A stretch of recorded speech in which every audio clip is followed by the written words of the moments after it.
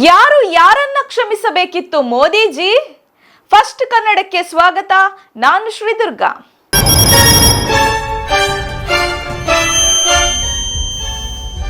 ಇತ್ತೀಚೆಗೆ ದೆಹಲಿಯ ಜಂತರ್ ಮಂತರ್ನಲ್ಲಿ ಏನೆಲ್ಲ ನಡೆಯಿತು ಅಂತ ನೀವೆಲ್ಲ ನ್ಯೂಸ್ನಲ್ಲಿ ನೋಡಿರ್ತೀರಾ.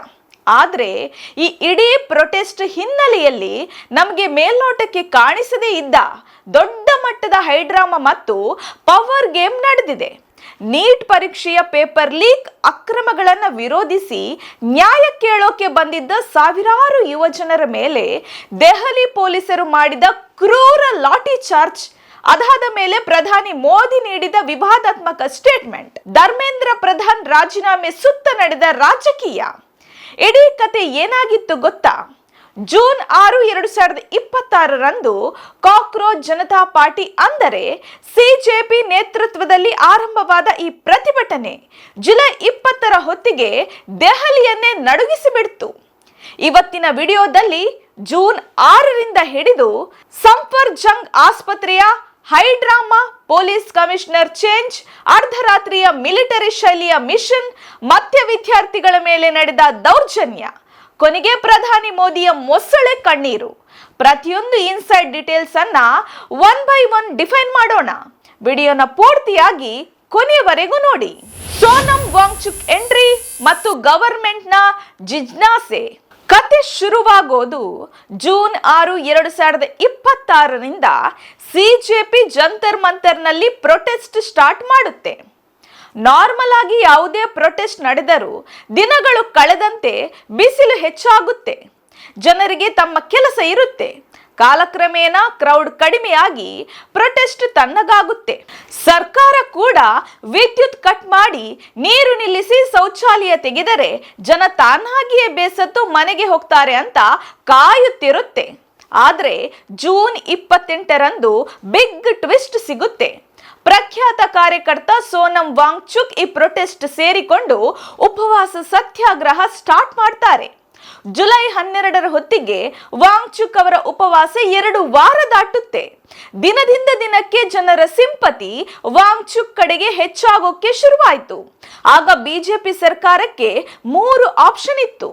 ಫಸ್ಟ್ ಆಪ್ಷನ್, ಅವರನ್ನ ಹಾಗೇ ಬಿಡುವುದು, ಆದ್ರೆ ದೇಶದ ರಾಜಧಾನಿಯಲ್ಲೇ ಒಬ್ಬ ಅವಾರ್ಡ್ ವಿನ್ನರ್ ಹಸಿವಿನಿಂದ ಸತ್ತರೆ ಅದು ಸರ್ಕಾರಕ್ಕೆ ದೊಡ್ಡ ಕಪ್ಪು ಚುಕ್ಕೆ. ಸೆಕೆಂಡ್ ಆಪ್ಷನ್, ಪೊಲೀಸರನ್ನ ಕಳುಹಿಸಿ ಬಲವಂತವಾಗಿ ಟೆಂಟ್ ಖಾಲಿ ಮಾಡಿಸುವುದು, ಆದ್ರೆ ಶಾಂತಿಯುತವಾಗಿ ಕೂತಿದ್ದ 60 ವರ್ಷದ ವ್ಯಕ್ತಿಯ ಮೇಲೆ ದೌರ್ಜನ್ಯ ಮಾಡಿದರೆ ಜನ ಇನ್ನೂ ಆಕ್ರೋಶಗೊಳ್ಳುತ್ತಾರೆ. ಥರ್ಡ್ ಆಪ್ಷನ್, ಶಿಕ್ಷಣ ಸಚಿವ ಧರ್ಮೇಂದ್ರ ಪ್ರಧಾನ್ ಅವರಿಂದ ರಾಜೀನಾಮೆ ಕೊಡಿಸುವುದು, ಆದ್ರೆ ಹಾಗೆ ಮಾಡಿದರೆ ಬಿಜೆಪಿ ಗವರ್ಮೆಂಟ್ ವೀಕ್ ಆಗಿದೆ, ಪ್ರೊಟೆಸ್ಟ್ ಮಾಡಿದರೆ ಸರ್ಕಾರವನ್ನ ಬಗ್ಗಿಸಬಹುದಂತ ಆಪೋಸಿಷನ್ ಪಾರ್ಟಿಗಳಿಗೆ ಮೆಸೇಜ್ ಹೋಗುತ್ತಿತ್ತು. ಸ್ವತಃ ರಕ್ಷಣಾ ಸಚಿವರೇ ಇದು NDA ಸರ್ಕಾರ, ಇಲ್ಲಿ ಮಂತ್ರಿಗಳಿಗೆ ರೆಸಿಗ್ನೇಷನ್ ನಡೆಯಲ್ಲ ಅಂತ ಹೇಳಿದ್ದರು. ಸರ್ಕಾರಕ್ಕೆ ಏನ್ ಮಾಡಬೇಕು ಅಂತ ಗೊತ್ತಾಗದೆ ಜಿಜ್ಞಾಸೆಯಲ್ಲಿದ್ದಾಗ ಒಳಗಡೆ ಇನ್ನೊಂದೇ ಆಟ ಶುರುವಾಯಿತು. ಶಂಕಿತ PL ಅರ್ಧರಾತ್ರಿಯ ಮಿಲಿಟರಿ ಕಾರ್ಯಾಚರಣೆ. ಜುಲೈ 15ರಂದು ದೆಹಲಿ ಹೈಕೋರ್ಟ್ನಲ್ಲಿ ದಿಢೀರ್ ಅಂತ ಒಂದು PIL ಫೈಲ್ ಆಗುತ್ತೆ. ವಾಂಗ್ಚುಕ್ ಅವರ ಹೆಲ್ತ್ ಕೆಟ್ಟಿದೆ, ಜೀವಕ್ಕೆ ಅಪಾಯವಿದೆ, ಅವರಿಗೆ ಬಲವಂತವಾಗಿ ಆಹಾರ ನೀಡಬೇಕು ಅಂತ ಅದರಲ್ಲಿ ಕೋರಲಾಗಿತ್ತು. ವಿಚಿತ್ರ ಅಂದ್ರೆ ಈ PL ಹಾಕಿದ್ದು ವಾಂಗ್ಚುಕ್ ಅವರ ಫ್ಯಾಮಿಲಿ ಆಗಲಿ ಸಿಜೆಪಿ ಆಗಲಿ ಅಲ್ಲ, ರಾಕೇಶ್ ಕುಮಾರ್ ಸೈನಿ ಅನ್ನುವ ಖಾಸಗಿ ವಕೀಲ. ಇದನ್ನು ಬಿಜೆಪಿಯೇ ಮಾಡಿಸಿದೆ ಅನ್ನೋ ಆರೋಪಗಳು ಸೋಷಿಯಲ್ ಮೀಡಿಯಾದಲ್ಲಿ ವೈರಲ್ ಆದವು. ಜುಲೈ 16ರಂದು ಕೋರ್ಟ್ ಮೆಡಿಕಲ್ ಇಂಟರ್ವೆನ್ಷನ್ಗೆ ಆರ್ಡರ್ ಮಾಡುತ್ತೆ, ಆದರೆ ಎಲ್ಲೋ ಫೋರ್ಸ್ ಫೀಡಿಂಗ್ ಅಥವಾ ಜಾಗ ಖಾಲಿ ಮಾಡಿಸಿ ಅಂತ ಹೇಳಿರಲಿಲ್ಲ. ಇತ್ತ ದೆಹಲಿಯಲ್ಲಿ ಇನ್ನೊಂದು ದೊಡ್ಡ ಗೇಮ್ ನಡೆಯಿತು. ದೆಹಲಿ ಪೊಲೀಸ್ ಕಮಿಷನರ್ ಆಗಿದ್ದ ಸತೀಶ್ ಗೋಲ್ಚಾ ಅವರನ್ನ ಜುಲೈ 17ರಂದು ದಿಢೀರಂತ ಹುದ್ದೆಯಿಂದ ತೆಗೆದುಹಾಕಿ ಅವರ ಜಾಗಕ್ಕೆ IB ಇಂಟೆಲಿಜೆಂಟ್ ಬ್ಯೂರೋನಲ್ಲಿದ್ದ ಅನುರಾಗ್ ಕಪೂರ್ ಅವರನ್ನು ನೇಮಿಸಲಾಯಿತು. ಗೋಲ್ಚಾ ಅವರ ಟೆನ್ಯೂರ್ 2027ರವರೆಗಿತ್ತು, ಆದರೂ ಅವರನ್ನ ಮಧ್ಯದಲ್ಲಿ ತೆಗೆದು ಹಾಕಿದ್ದು ಸರ್ಕಾರದ ಅರ್ಜೆನ್ಸಿಯನ್ನ ತೋರಿಸುತ್ತೆ. ಅನುರಾಗ್ ಕಪೂರ್ ಬಂದ ಕೆಲವೇ ಗಂಟೆಗಳಲ್ಲಿ ಜುಲೈ 17ರ ರಾತ್ರಿ ನವದೆಹಲಿ ಡಿಸ್ಟ್ರಿಕ್ಟ್ನ ಎಲ್ಲಾ ಸ್ಟೇಷನ್ ಆಫೀಸರ್ಗಳಿಗೆ ಸಭೆ ಕರೆದು ಜಂತರ್ ಮಂತರ್ನಿಂದ ವಾಂಗ್ಚುಕ್ ಅವರನ್ನ ಎತ್ತಿ ಹಾಕಲು ಮಾಸ್ಟರ್ ಪ್ಲಾನ್ ರೆಡಿ ಆಯಿತು. ಪ್ಲಾನ್ ಏನಾಗಿತ್ತು ಗೊತ್ತಾ? ಪೊಲೀಸರು ಜಂತರ್ ಮಂತರ್ನಲ್ಲಿ ಸಿಸಿಟಿವಿ ಮತ್ತು ಸಿವಿಲ್ ಡ್ರೆಸ್ನಲ್ಲಿದ್ದು ಪ್ರತಿಯೊಬ್ಬರ ರೂಟೀನ್ ಟ್ರ್ಯಾಕ್ ಮಾಡುತ್ತಿದ್ರು. ಬೆಳಿಗ್ಗೆ 6 ಗಂಟೆಗೆ ಸಿಜೆಪಿ ಫೌಂಡರ್ ಅಭಿಜಿತ್ ದೀಪ್ಗೆ ವೇದಿಕೆಯಲ್ಲಿ ಇರಲ್ಲ. ಆ ಸಮಯದಲ್ಲಿ ವಾಂಗ್ಚುಕ್ ಸುತ್ತ ಸ್ವಯಂ ಸೇವಕರು ಕಡಿಮೆ ಇಡ್ತಾರೆ ಅಂತ ಪೊಲೀಸರಿಗೆ ಗೊತ್ತಾಯಿತು. ಜುಲೈ 18ರ ಬೆಳಿಗ್ಗೆ 3 ಗಂಟೆಗೆ ಎಲ್ಲಾ ಸಿಎಚ್ಒಗಳನ್ನ ಪಾರ್ಲಿಮೆಂಟ್ ಸ್ಟ್ರೀಟ್ ಪೊಲೀಸ್ ಸ್ಟೇಷನ್ಗೆ ಕರೆಸಲಾಯಿತು. ನಂತರ ಮಂದಿರ್ ಮಾರ್ಗಿ ಸ್ಟೇಷನ್ಗೆ ಕರೆದೊಯ್ದು ಡಿಸಿಪಿ ಸಚಿನ್ ಶರ್ಮಾ ಬ್ರೀಫಿಂಗ್ ನೀಡಿದರು. ಯಾವುದೇ ಯೂಟ್ಯೂಬರ್ ಇನ್ಫ್ಲೂಯೆನ್ಸ್ ಫೋಟೋ ತೆಗೆಯದಂತೆ ಕೇವಲ 30 ಸೆಕೆಂಡ್ನಲ್ಲಿ ಕಾರ್ಯಾಚರಣೆ ಮುಗಿಸಿ ವಾಂಗ್ಚುಕ್ ಅವರನ್ನು ಆಸ್ಪತ್ರೆಗೆ ಸೇರಿಸಬೇಕು. ಇದಕ್ಕಾಗಿ 3 ಲೇಯರ್ ಸೆಕ್ಯೂರಿಟಿ ಪ್ಲಾನ್ ಮಾಡಲಾಗಿತ್ತು. ಲೇಯರ್ 1 ಡಾಕ್ಟರ್ಸ್ ತರ ಬಟ್ಟೆ ಹಾಕೊಂಡ 35 ಸ್ಪೆಷಲ್ ಪೊಲೀಸರು ವೈಟ್ ಶೀಟ್ ನಿಂದ ಗೋಡೆ ತರ ಹಿಡಿದು ಫೋಟೋ ಬೀಳದಂತೆ ವಾಂಗ್ಚುಕ್ ಅವರನ್ನ ಆಂಬ್ಯುಲೆನ್ಸ್ಗೆ ಏರಿಸುವುದು. ಲೇಯರ್ 2 ಸಿಆರ್ಪಿಎಫ್ ಮತ್ತು ಆರ್ಎಎಫ್ ಪಡೆಗಳು ಬ್ಯಾರಿಕೇಡ್ ಹೊರಗಡೆ ಜನರನ್ನ ನಿಯಂತ್ರಿಸುವುದು. ಲೇಯರ್ 3 ಸೀನಿಯರ್ ಆಫೀಸರ್ಸ್ ಆಂಬ್ಯುಲೆನ್ಸ್ ಮತ್ತು ಸಿಗ್ನಲ್ ರೂಟ್ ಕ್ಲಿಯರ್ ಮಾಡುವುದು. ಬೆಳಿಗ್ಗೆ 6:30ಕ್ಕೆ ಫೋನ್ ಜಾಮರ್ ಹಾಕಿ ಇಂಟರ್ನೆಟ್ ಬಂದ್ ಮಾಡಿ ಡಾಕ್ಟರ್ಸ್ ಡ್ರೆಸ್ನಲ್ಲಿದ್ದ ಪೊಲೀಸರು ವೇದಿಕೆಗೆ ನುಗ್ಗಿದ್ರು. ಜನ ವಿರೋಧಿಸಿದಾಗ ಮೊಬೈಲ್ ಕಸಿದುಕೊಂಡು ಹಲ್ಲೆ ಮಾಡಿ ವಾಂಗ್ಚುಕ್ ಅವರನ್ನ ಬಲವಂತವಾಗಿ ಸಂಫರ್ಜಂಗ್ ಆಸ್ಪತ್ರೆಗೆ ಕರೆದೊಯ್ದರು. ಪೊಟ್ಯಾಷಿಯಂ ಹೈಡ್ರಾಮಾ ಮತ್ತು ಜುಲೈ 20ರ ಪಾರ್ಲಿಮೆಂಟ್ ಮಾರ್ಚ್. ಆಸ್ಪತ್ರೆಗೆ ಹೋದ ಮೇಲೆ ಇನ್ನೊಂದು ಶಾಕಿಂಗ್ ವಿಷಯ ಹೊರಬಂತು. ವಾಂಗ್ಚುಕ್ ಅವರ ಪೊಲೀಸ್ ವೈದ್ಯಕೀಯ ವರದಿಯಲ್ಲಿ ಪೊಟ್ಯಾಷಿಯಂ ಲೆವೆಲ್ 2.9 ಇದೆ, ಇದು ಹಾರ್ಟ್ಗೆ ಅಪಾಯಕಾರಿ ಅಂತ ತೋರಿಸಲಾಯಿತು. ಆದರೆ ವಾಂಗ್ಚುಕ್ ಅವರ ಪತ್ನಿ ನಿನ್ನೆಯಷ್ಟೇ 4.3 ನಾರ್ಮಲ್ ಇತ್ತು, ಒಂದೇ ದಿನದಲ್ಲಿ 2.9 ಹೇಗೆ ಆಗುತ್ತೆ ಅಂತ ಪ್ರೈವೇಟ್ ಲ್ಯಾಬ್ನಲ್ಲಿ ಟೆಸ್ಟ್ ಮಾಡಿಸಿದಾಗ 3.5 ನಾರ್ಮಲ್ ಬಂತು. ಅಂದರೆ ಬಲವಂತವಾಗಿ ಆಸ್ಪತ್ರೆಯಲ್ಲಿ ಇಡೋಕೆ ಸುಳ್ಳು ರಿಪೋರ್ಟ್ ಸೃಷ್ಟಿಸಲಾಯಿತಾ ಅನ್ನೋ ಪ್ರಶ್ನೆ ಎದ್ದಿತ್ತು. ಪೊಲೀಸರು ವಾಂಗ್ಚುಕ್ ಅವರನ್ನ ಎತ್ತಿ ಹಾಕಿದರೆ ಪ್ರೊಟೆಸ್ಟ್ ಮುಗಿಯುತ್ತೆ ಅಂತ ಅಂದುಕೊಂಡಿದ್ರು.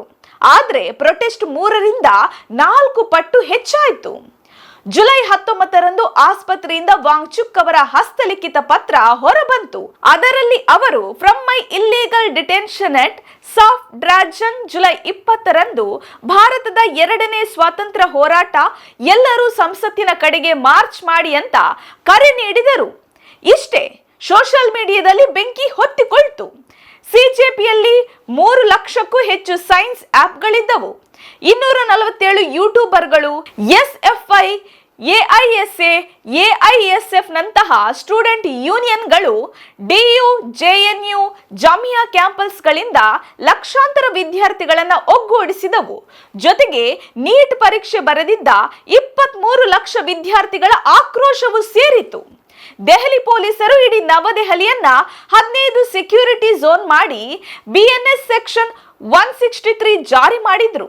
ಇಂಟರ್ನೆಟ್ ಕಟ್ ಮಾಡಿದ್ರು. ಆದ್ರೆ ವಿದ್ಯಾರ್ಥಿಗಳು ಬ್ರಿಯಾರ್ ಮತ್ತು ಬಿ ಚಾಟ್ ಅನ್ನೋ ಆಫ್ಲೈನ್ ಬ್ಲೂಟೂತ್ ಆಪ್ ಬಳಸಿ ಕಮ್ಯುನಿಕೇಟ್ ಮಾಡೋಕೆ ಶುರು ಮಾಡಿದ್ರು. ಸರ್ಕಾರ ಬಿ ಚಾಟ್ ಕೋಡ್ ತೆಗೆಯೋಕೆ ಆದೇಶಿಸಿದಾಗ ಅದರ ಮಾಲೀಕ ಜಾಕ್ ಡಾರ್ಸಿ ಸರ್ಕಾರದ ಆರ್ಡರ್ ಅನ್ನೇ ಪಬ್ಲಿಕ್ ಮಾಡಿ ಟೀಕಿಸಿದ್ರು. ಪೊಲೀಸರು ಎಎ ಫೇಶಿಯಲ್ ರೆಕಾಗ್ನಿಷನ್ ಕ್ಯಾಮೆರಾ ಹಾಕಿ ವಿದ್ಯಾರ್ಥಿಗಳ ಫೋಟೋ ಟ್ರ್ಯಾಕ್ ಮಾಡೋಕೆ ಶುರು ಮಾಡಿದರು. ಜುಲೈ 20, 2026 ಜಂತರ್ ಮಂತರ್ ಒಂದು ಯುದ್ಧ ಭೂಮಿಯಂತೆ ಮಾರ್ಪಟ್ಟಿತ್ತು. ಅಲ್ಲಿಗೆ ಕಲ್ಲುಗಳಿಂದ ತುಂಬಿದ್ದ ಟ್ರಕ್, ಅದರ ನಂಬರ್ HR63E6865 ಬಂದು ನಿಂತಿತ್ತು. ವಿದ್ಯಾರ್ಥಿಗಳನ್ನ ಕಲ್ಲು ತೂರಾಟದ ಕೇಸ್ನಲ್ಲಿ ಸಿಕ್ಕಿಸಲು ಪೊಲೀಸರೇ ಇದನ್ನು ತಂದಿದ್ದಾರೆ ಅಂತ ಸಿಜೆಪಿ ಆರೋಪಿಸಿತು.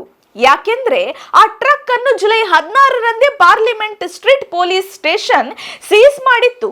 ಸೀಸ್ ಮಾಡಿದ ಒಂದು ಟ್ರಕ್ಕು ಕಲ್ಲುಗಳನ್ನು ತುಂಬಿಕೊಂಡು ಜಂತರ್ ಮಂತರ್ಗೆ ಯಾಕೆ ಬಂತು, ಅಷ್ಟು ಬಿಗಿ ಭದ್ರತೆಯಲ್ಲೂ ಹೇಗೆ ಬಂತು ಅನ್ನೋದು ದೇಶ ಕೇಳ್ತಾ ಇರುವ ಪ್ರಶ್ನೆ. ಬೆಳಿಗ್ಗೆ 11 ಗಂಟೆ ಸುಮಾರಿಗೆ ವಿದ್ಯಾರ್ಥಿಗಳ ಜನಸಂದಣಿ ನಿಯಂತ್ರಣ ಮೀರಿತು. ಲೀಡರ್ಸ್ಗಳಿಲ್ಲದ ಕ್ರೌಡ್ ಸಂಸತ್ತಿನ ಕಡೆಗೆ ನುಗ್ಗಿತ್ತು. SBI building, Parliament Street police station, Patel Chowk, Kerala House ಬ್ಯಾರಿಕೇಡ್ಗಳನ್ನು ಮುರಿದು ಮುನ್ನುಗ್ಗಿದರು. ಆಗ ಶುರುವಾಯಿತು ನೋಡಿ ದೆಹಲಿ ಪೊಲೀಸರ ಅಸಲಿ ಅಟ್ಟಹಾಸ. ಶಾಂತಿಯುತವಾಗಿ ಪ್ರತಿಭಟನೆ ಮಾಡುತ್ತಿದ್ದ ವಿದ್ಯಾರ್ಥಿಗಳ ಮೇಲೆ ಪೊಲೀಸರು ದಯೆ ದಾಕ್ಷಿಣ್ಯವಿಲ್ಲದೆ ಲಾಠಿ ಬೀಸಿದರು. ರೂಲ್ಸ್ ಪ್ರಕಾರ ಸೊಂಟದ ಕೆಳಗೆ ಹೊಡೆಯಬೇಕಿದ್ದ ಪೊಲೀಸರು ವಿದ್ಯಾರ್ಥಿಗಳ ತಲೆಗೆ ಹೊಡೆದು ತಲೆ ಬುರುಡೆ ಒಡೆದರು, ಕಾಲುಗಳನ್ನು ಮುರಿದರು, ಟಿಯರ್ ಗ್ಯಾಸ್ ಬಳಸಿ ಸಿಡಿಸಿದರು. ಹೆಣ್ಣು ಮಕ್ಕಳನ್ನ ಪುರುಷ ಪೊಲೀಸರು ಹಿಂಸಿಸಿ ಅವರ ಸೂಕ್ಷ್ಮ ಭಾಗಗಳಿಗೆ ಲಾಠಿಯಿಂದ ಹೊಡೆದ ವಿಡಿಯೋಗಳು ಹೊರಬಂದವು. ಸಿವಿಲ್ ಡ್ರೆಸ್ ನಲ್ಲಿದ್ದ ಪೊಲೀಸರು ಕೂಡ ವಿದ್ಯಾರ್ಥಿಗಳನ್ನ ಕ್ರೂರವಾಗಿ ಥಳಿಸಿದರು. ಟೈಮ್ಸ್ ಆಫ್ ಇಂಡಿಯಾ ರಿಪೋರ್ಟ್ ಪ್ರಕಾರ ಡಿಸಿಪಿ ಆರ್ಡರ್ ಮೇಲೆ 55 round non electrical shell, 15 round electrical shell, 5 tear gas grenade ಮತ್ತು ಪ್ಲಾಸ್ಟಿಕ್ ಪ್ಲಾನೆಟ್ಗಳನ್ನ ವಿದ್ಯಾರ್ಥಿಗಳ ಮೇಲೆ ಬಳಸಲಾಯಿತು. ಬಡತನದಿಂದ ಹೊರಬರಲು ಹಗಲು ರಾತ್ರಿ ಕಷ್ಟಪಟ್ಟು ನೀಟ್ ಓದಿದ್ದ ವಿದ್ಯಾರ್ಥಿಗಳಿಗೆ ಸಿಕ್ಕಿದ್ದು ಏನು ಗೊತ್ತಾ? ಸರ್ಕಾರದಿಂದ ರಕ್ತ ಸಿಕ್ತ ಲಾಠಿ ಏಟುಗಳು. ಪೇಪರ್ ಲೀಕ್ ಮಾಡಿ ಕೋಟಿ ಕೋಟಿ ಹೊಡೆಯುವ ಮಾಫಿಯಾವನ್ನ ತಡೆಯಲಾಗದ ಸರ್ಕಾರ. ನ್ಯಾಯ ಕೇಳಿದ ಬಡ ಯುವಕರ ಕಾಲು ಮುರಿಯಿತು. ಪ್ರಧಾನಿ ಮೋದಿಯವರ ಮೊಸಳೆ ಕಣ್ಣೀರು ಮತ್ತು ವಿಡಂಬನೆ. ಇಷ್ಟೆಲ್ಲ ರಾಧಾಂತ ಆದ್ಮೇಲೆ ಕೇಂದ್ರ ಶಿಕ್ಷಣ ಸಚಿವ ಧರ್ಮೇಂದ್ರ ಪ್ರಧಾನ್ ರಾಜೀನಾಮೆ ಕೊಡುವ ಪರಿಸ್ಥಿತಿ ನಿರ್ಮಾಣವಾಯಿತು. ಈ ಮುಖಭಂಗದಿಂದ ತಪ್ಪಿಸಿಕೊಳ್ಳಲು ಪ್ರಧಾನಿ ನರೇಂದ್ರ ಮೋದಿಯವರು ಶುಕ್ರವಾರ ಇನ್ಸ್ಟಾಗ್ರಾಂನಲ್ಲಿ ಒಂದು ವಿಡಿಯೋ ಸಂದೇಶ ಹಂಚಿಕೊಂಡರು. ಅದರಲ್ಲಿ ಮೋದಿ ಅವರು ಜಂತರ್ ಮಂತರ್ನಲ್ಲಿದ್ದ ನಡೆದ ಭೀಕರ ಘಟನೆ ನನ್ನನ್ನು ನೋಯಿಸಿದೆ. ವಿದ್ಯಾರ್ಥಿಗಳು ನನ್ನನ್ನು, ನನ್ನ ದಿವಂಗತ ತಾಯಿಯನ್ನು ನಿಂದಿಸಿದ್ದಾರೆ.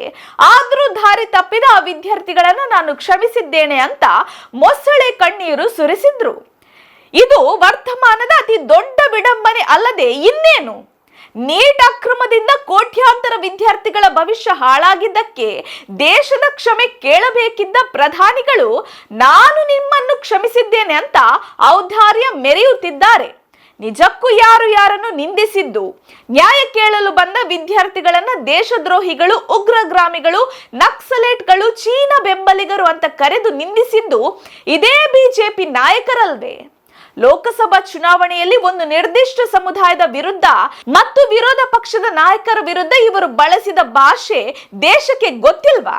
ಗೋಲಿ ಮಾರುವಂತ ಕರೆ ನೀಡಿದ ನಾಯಕರಿಗೆ ಉನ್ನತ ಹುದ್ದೆ ಕೊಡುವ ಸರ್ಕಾರ ಇವತ್ತು ವಿದ್ಯಾರ್ಥಿಗಳಿಗೆ ಧರ್ಮೋಪದೇಶ ನೀಡಲು ಬಂದಿದೆ. ಪಂಚತಂತ್ರದ ಕಥೆಯಲ್ಲಿ ತೋಳ ಕುರಿಮರಿಯನ್ನು ತಿನ್ನಲು ನೆಪ ಹುಡುಕುತ್ತಿತ್ತು. ಆದ್ರೆ ಈ ಆಧುನಿಕ ತೋಳ ವಿದ್ಯಾರ್ಥಿಗಳ ಮೇಲೆ ಲಾಠಿ ಚಾರ್ಜ್, ಪೆಲೆಟ್ ಗನ್ ದಾಳಿ ನಡೆಸಿದ ನಂತರ ಅದನ್ನು ಸಮರ್ಥಿಸಿಕೊಳ್ಳಲು ಇನ್ಸ್ಟಾಗ್ರಾಂನಲ್ಲಿ ನಾಟಕವಾಡುತ್ತಿದೆ. ಸರ್ಕಾರ ವಿದ್ಯಾರ್ಥಿಗಳನ್ನ ಭಯೋತ್ಪಾದಕರು ಎಂದು ಬಿಂಬಿಸಿದ್ದಕ್ಕೆ ಮತ್ತು ಪೊಲೀಸರ ದೌರ್ಜನ್ಯಕ್ಕೆ ಕ್ಷಮೆ ಯಾಚಿಸಬೇಕಿತ್ತು. ಬಂಧನದಲ್ಲಿರುವ ಎಲ್ಲ ಅಮಾಯಕ ವಿದ್ಯಾರ್ಥಿಗಳನ್ನ ತಕ್ಷಣವೇ ಬಿಡುಗಡೆ ಮಾಡಬೇಕು. ನಾಳೆ ಈ ನ್ಯೂಸ್ ಹೆಡ್ಲೈನ್ಗಳು ಮಾಯವಾಗಬಹುದು, ಹ್ಯಾಶ್ ಟ್ಯಾಗ್ಗಳು ಇಳಿದು ಹೋಗಬಹುದು.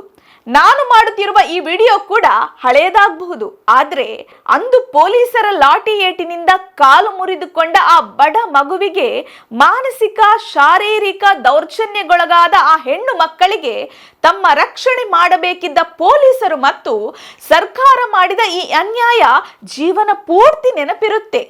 ವಿದ್ಯಾರ್ಥಿಗಳ ಈ ಹೋರಾಟದ ಬಗ್ಗೆ, ಸರ್ಕಾರದ ಈ ನಡೆ ಬಗ್ಗೆ ನಿಮ್ಮ ಅಭಿಪ್ರಾಯವೇನು? ಕಮೆಂಟ್ ಮಾಡಿ ತಿಳಿಸಿ. ನ್ಯಾಯದ ಪರವಾಗಿ ಧ್ವನಿ ಎತ್ತಲು ಈ ವಿಡಿಯೋವನ್ನು ಎಲ್ಲರಿಗೂ ಶೇರ್ ಮಾಡಿ ಮತ್ತು ನಮ್ಮ ಚಾನೆಲ್ ಅನ್ನು ಈಗಲೇ ಸಬ್ಸ್ಕ್ರೈಬ್ ಮಾಡಿ. ನಮಸ್ಕಾರ.